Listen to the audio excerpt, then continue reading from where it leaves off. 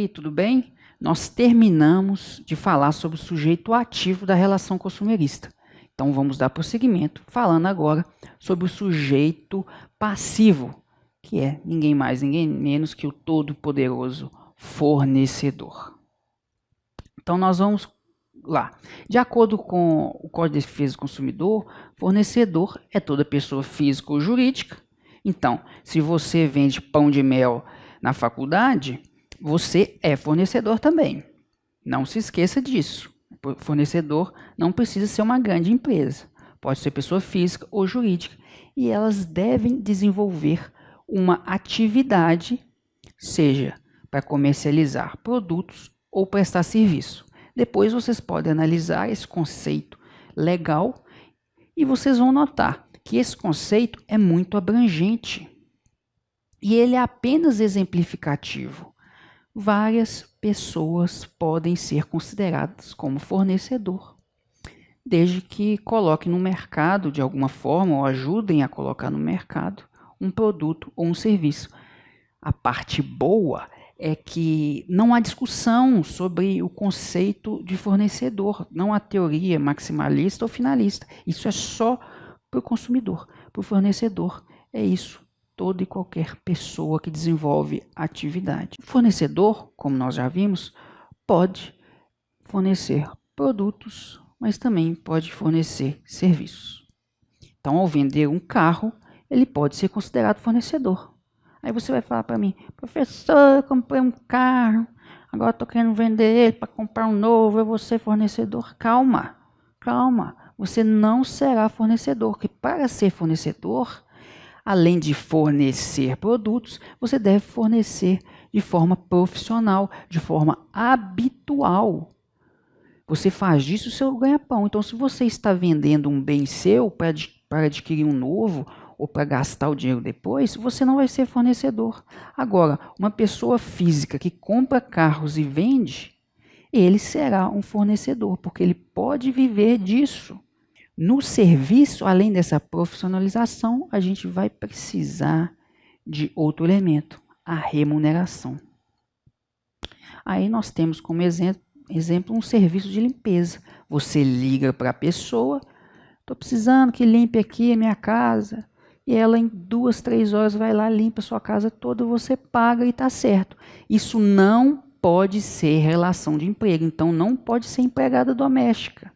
Isso aí são serviços que você adquire de uma empresa ou de uma pessoa física. Para fazer isso, paga ela e terminou por ali. E é necessário que se pague. Porque se a pessoa, mesmo sendo profissional, ela não recebe, ela está aí fazendo um trabalho voluntário que não é regido pelo Código de Defesa do Consumidor. Então, o fornecedor deve ser profissional e, se fornece serviços, deve ser remunerado. No produto, não exige remuneração porque pode receber o produto como um brinde, como uma amostra, e mesmo sendo amostra, sendo brinde, sendo gratuito, isso caracteriza a pessoa como fornecedor. Ao contrário do fornecedor de serviço, que deve ser sempre remunerado. Aí, nós temos 3 tipos de fornecedores.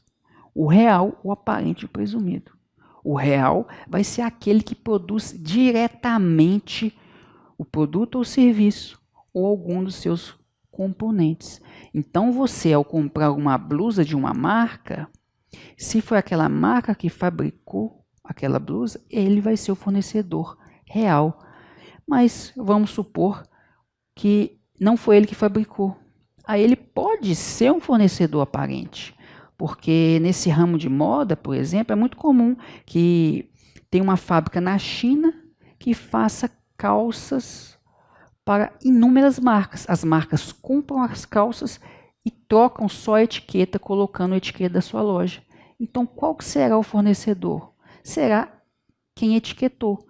Quem você vai na loja, ou quem você compra e está lá a etiqueta falando da marca. Então, ele será o fornecedor aparente porque não foi ele que produziu diretamente a calça. Já o presumido é a pessoa que vende o produto sem identificação. Então vamos supor que você compra em uma loja um produto que você não sabe, mas que é pirata, e quando você nota que ele deu um defeito, ele não tem o fornecedor, quem que produziu aquilo ali, então você vai chegar lá na loja e vai reclamar lá. E quem te vendeu vai ser o fornecedor presumido, porque pressupõe que ele é o fornecedor, mesmo não sendo, mas como ele não identificou quem seria o real ou o aparente, ele vai responder por isso. Isso acontece, normalmente você vai no supermercado, compra um pé de alface. O pé de alface não tem etiqueta. Se ele não tem etiqueta, como é que você vai saber quem que é o fornecedor real, com quem que você reclama? Vai ser o mercado ou o supermercado, porque pressupõe, porque não dá para identificar o fornecedor e o consumidor não pode ser prejudicado por isso. Vale ressaltar aqui que o poder público também pode ser considerado fornecedor. Se ele delega uma função para um concessionário, e se esse concessionário cobra por meio de preço público ou tarifa, ele será fornecedor e o usuário será considerado consumidor também. Então imagine um caso prático, você vai numa rodovia, passa no pedágio e paga. Se aquele pedágio for cobrado em preço público ou tarifa por uma concessionária, você será consumidor e ele será fornecedor.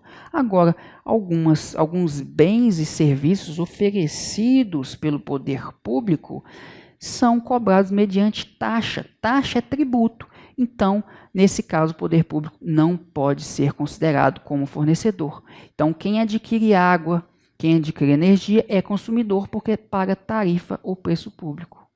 Quem adquire um serviço, uma certidão pública, alguma coisa assim, paga mediante taxa, não poderá ser considerado fornecedor. Podemos considerar também como fornecedor os entes despersonalizados, como os condomínios, as massas falidas, desde que ele se encaixe no conceito de fornecer produto ou serviço com habitualidade, profissionalmente, auferindo ou não remuneração, se for serviço ou bem.